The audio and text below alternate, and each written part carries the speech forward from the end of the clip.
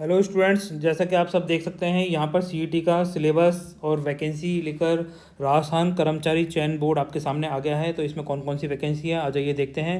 देखिए, सीईटी में total 8 vacancy लेकर आए हैं। पहली है प्लाटून कमांडर, दूसरी है जिलेदार पटवारी, तीसरी कनिष्ठ लेखाकार जिसका सबसे ज़्यादा लोगों को इंतजार है, जूनियर अकाउंटेंट, ठीक है। उसके बाद है तहसील राजस्व लेखाकार, पांचवी है महिला अधिकारिता अधीनस्थ विभाग में पर्यवेक्षक, मतलब सुपरवाइजर की पोस्ट बोलते हैं इसको। ये भी सुपरवाइजर है, पर ये यहाँ पर राजस्थान एकीकृत बाल विकास अधीनस्थ सेवा में। और फिर उप जेलर की पोस्ट है। फिर राजस्थान समाज कल्याण अधीनस्थ सेवा में छात्रावास अधीनस्थ अधीक्षक ग्रेड सेकंड की पोस्ट है। आ जाइए आगे देखते हैं इसके बारे में।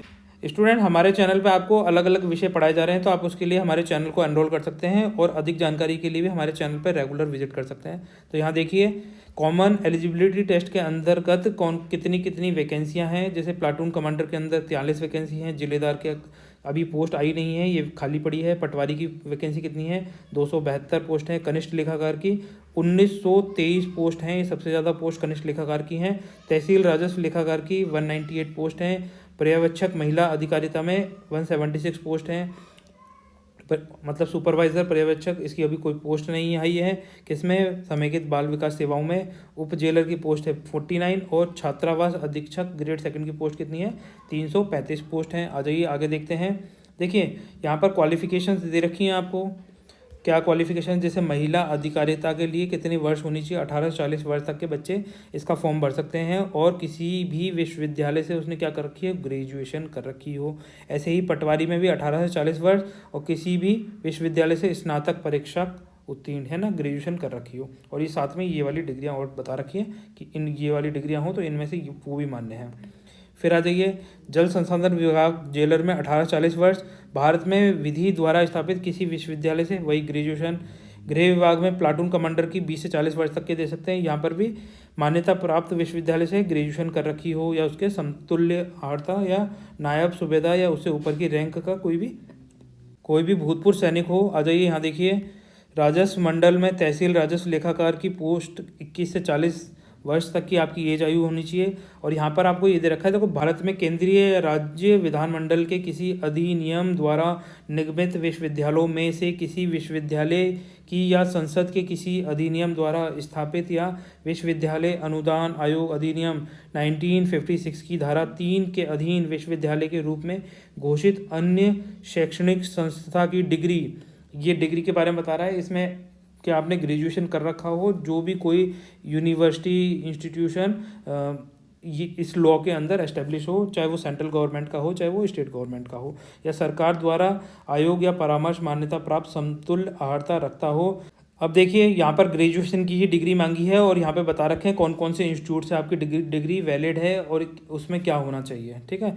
फिर आ जाइए प्रश्न नंबर वैकेंसी 6 में, उप जेलर की 18 से 40 वर्ष, भारत में विधि द्वारा स्थापित किसी विश्वविद्यालय से स्नातक की डिग्री। और यहाँ पर 18 से 40 वर्ष में भारत में विधि द्वारा स्थापित किसी विश्वविद्यालय से स्नातक, यहाँ पे भी ग्रेजुएशन की डिग्री बोल रहा है। ये देखिए, पॉइंट नंबर 7 में यहाँ पर 22/9/2022 से 21/10/2022 तक आप फॉर्म भर सकते हैं। और आपका अगर एग्ज़ाम अलग अलग डेट में हो रहा है तो नॉर्मलाइजेशन तो होगा ही। आ जाइए यहाँ देखते हैं आगे चलकर।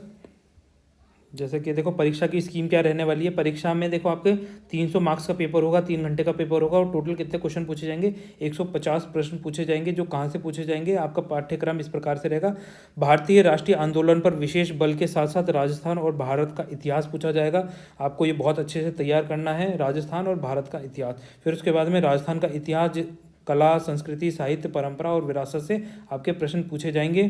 फिर उसके बाद में भारत का भूगोल, इसमें सारा ही सब कुछ पूछा जा रहा है भारत के भूगोल में। फिर राजस्थान का भूगोल, इसमें भी सब कुछ ही आएगा जो अपन पढ़ते आए हैं अभी तक।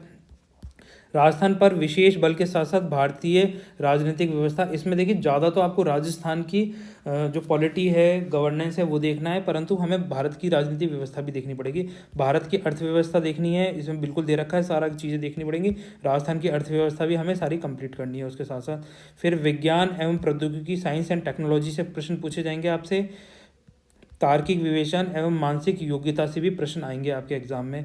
ये आपको कंप्लीट करने, साथ साथ लैंग्वेज हिंदी के प्रश्न पूछे जाएंगे। हिंदी लैंग्वेज में हिंदी इंग्लिश आपके विषय रहेंगे 2। फिर उसके बाद में कंप्यूटर का ज्ञान भी आपसे पूछा जाएगा, ये कंप्यूटर का आपका सिलेबस रहेगा।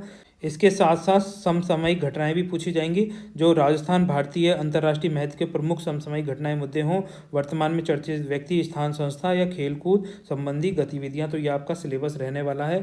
तो ज़्यादा टाइम है नहीं, जनवरी में आपका एग्ज़ाम हो जाएगा। एग्ज़ाम डेट देखिए यहाँ दे रखी है। तो देखिए आप यहाँ देख सकते हैं आपका एग्ज़ाम कब से होना है। 6 से लेकर 9 तारीख तक होगा, जनवरी में होगा। कब होगा? 2023 में होगा। ठीक है, तो ये आपकी एग्ज़ाम डेट आपके सामने आ गई है। तो बस जुट जाइए तैयारी में। तो मिलते हैं नेक्स्ट लेक्चर में। तो वीडियो को लाइक एंड शेयर कर दीजिए, चैनल को सब्सक्राइब कर लीजिए, और आपकी कोई क्वेरीज़ हैं, कोई सजेशन है तो कमेंट सेक्शन में आप पूछ सकते हैं। बाय। तो गाइज़ देखिए, आपको हमारे द्वारा बनाए गए वीडियो पसंद आ रहे हैं तो लाइक एंड शेयर कर दीजिए, चैनल को सब्सक्राइब कर लीजिए। आपकी कोई क्वेरीज़ हैं, कोई सजेशन है तो उसके बारे में आप कमेंट सेक्शन में लिख सकते हैं। तो गाइज़ मिलते हैं नेक्स्ट लेक्चर में, तब तक के लिए बाय, खुश रहिए।